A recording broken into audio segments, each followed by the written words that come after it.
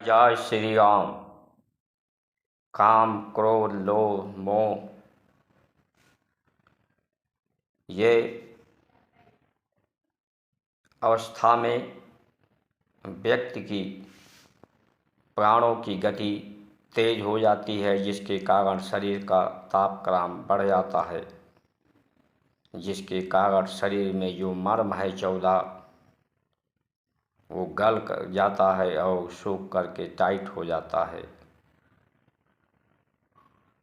मर्म ही आपके प्रसन्नता का कारण है, इसीलिए कहा गया है आनंद आपके अंदर है।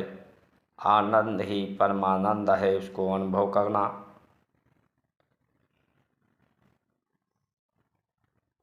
और जब ये सूख जाते हैं तो व्यक्ति के अंदर क्षमताएं, सहनशीलता कम हो जाती है। रोग शोक संताप व्यक्ति को सहना पड़ता है और आयु कम हो जाती है।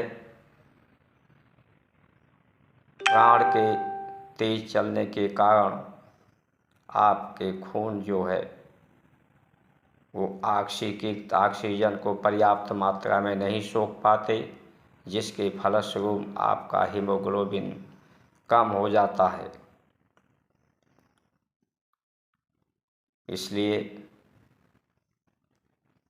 जब आप धर्म के मार्ग पर चलते हैं, सत्य को धारण करते हैं, तो प्राण आपकी स्वर में चलती हैं और यही काम शुभकामना में बदल जाता है, क्रोध मनु में बदल जाता है दूसरे के रक्षा के लिए, लोभ आपका लक्ष्य को प्राप्त कराता है, मोह प्रेम में बदल जाता है। आप सन्मार्ग पे चलने वाले, सबके कल्याण करना आपके जीवन का लक्ष्य है, वो लक्ष्य आपको प्राप्त हो जाता है। जब आप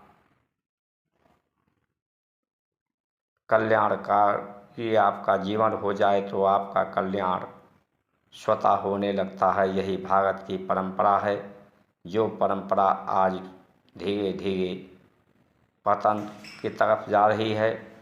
इसलिए समय रहते सब संगठित होकर, क्योंकि संगठित सिर्फ सज्जन हो सकते हैं और सज्जन वही होते हैं जो धर्म को धारण करने पर ही व्यक्ति सज्जन होता है, नहीं तो फिर वो मज्जन बनकर रह जाता है। मज्जन का पीड़ा सज्जन ही दूर कर सकता है। इसलिए समय रहते सचेत होना आवश्यक है। जो गतिविधियाँ इस समय सनातन धर्म को मिटाने में तेज हो रही हैं, उससे सावधान रहने की ज़रूरत है। भारत संस्कार मंच YouTube channel, Facebook, Instagram, Twitter एक संचार क्रांति के माध्यम से जन क्रांति में इसे आप सब्सक्राइब, लाइक, शेयर, फॉलो करके परिवर्तन करावें। ये वीडियो अधिक से अधिक लोगों तक पहुँचे और लोग सावधान हों। परिस्थितियाँ विपरीत, दोबारा फिर भारत में फलाहार पर ही जीवन निर्भर होगा।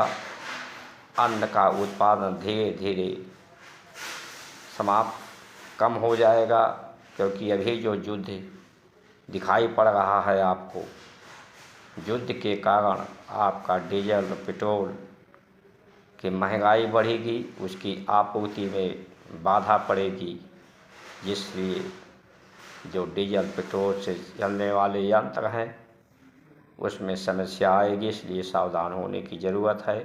जय जय श्री राम।